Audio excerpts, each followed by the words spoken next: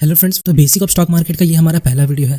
आज के वीडियो में हम जानेंगे स्टॉक मार्केट क्या होता है, participants of stock market, regulator of stock market, share क्या होता है, क्यों कंपनी शेयर्स इशू करती है और लोग क्यों शेयर्स को परचेस करते हैं।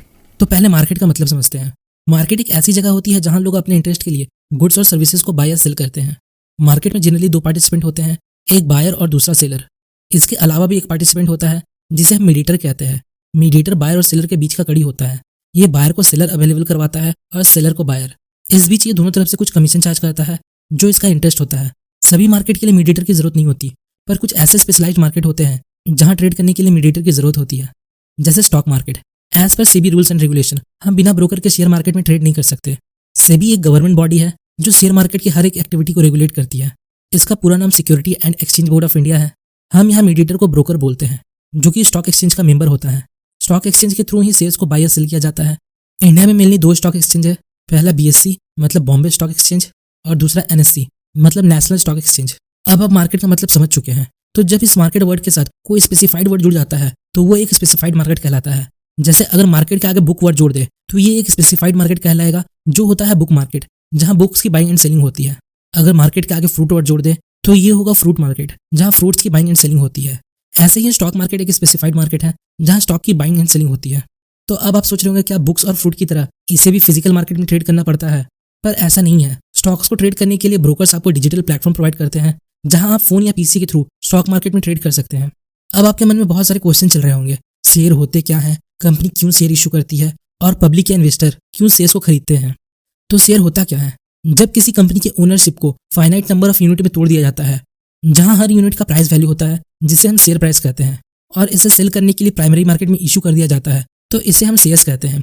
अगर कोई व्यक्ति इस शेयर्स को खरीदता है तो इसका मतलब वो उस कंपनी की ओनरशिप को खरीद रहा है। अगर कंपनी को फ्यूचर में कोई प्रॉफिट या लॉस होता है तो वो व्यक्ति उस प्रोपोर्शन में प्रॉफिट या लॉस का हिस्सेदार होगा जिस प्रोपोर्शन में उसने कंपनी के शेयर्स खरीदे थे। अब समझते हैं कंपनी क्यों शेयर्स इशू करता है। तो जब भी किसी कंपनी को फंड की जरूरत होती है वो तीन तरह से फंड रेज कर सकता है। पहला, प्राइवेट फंड। प्राइवेट फंड का मतलब कंपनी के खुद के पैसे जो उसने पास्ट के प्रॉफिट से रिजर्व करके रखा है। दूसरा, डेप्ट। डेप्ट का मतलब कर्ज या लोन। कंपनी किसी बैंक या फाइनेंशियल इंस्टीट्यूट से लोन ले सकती है। तीसरा, इक्विटी। इक्विटी मतलब आईपीओ के थ्रू शेयर्स इशू करके। आईपीओ का फुल फॉर्म होता है इनिशियल पब्लिक ऑफर। जब फ्रेश शेयर्स को इशू करते हैं तो उसे आईपीओ के थ्रू ही इशू किया जाता है। अब सवाल आता है कंपनी फंड रेज क्यों करता है?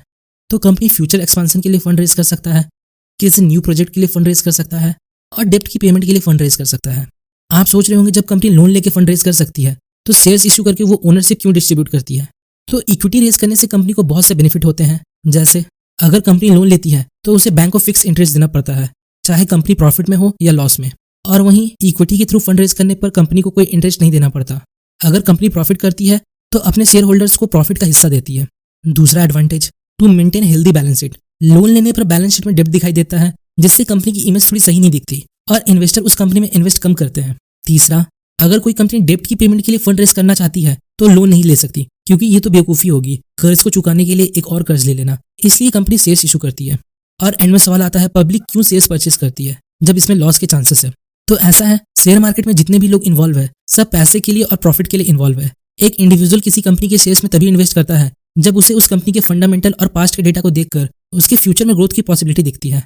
और अगर कंपनी ग्रो करेगा तो उसे भी प्रॉफिट होगा, इसलिए लोग शेयर्स में इन्वेस्ट करते हैं। तो होपफुली गाइस आपको इस वीडियो से थोड़ी इन्फॉर्मेशन मिली होगी। आज के लिए इतना ही। अगर आपको हमारी वीडियो पसंद आई तो हमारे चैनल को लाइक एंड सब्सक्राइब जरूर करें। मिलते हैं नेक्स्ट वीडियो में।